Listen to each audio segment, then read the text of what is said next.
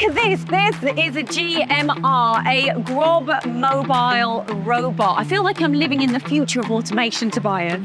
That's absolutely right. And this GMR can connect the round pallet pull system, which we see here, with the linear pull system, which we see over there, and even with our GROB robot cell, which we have on the other side of the corner.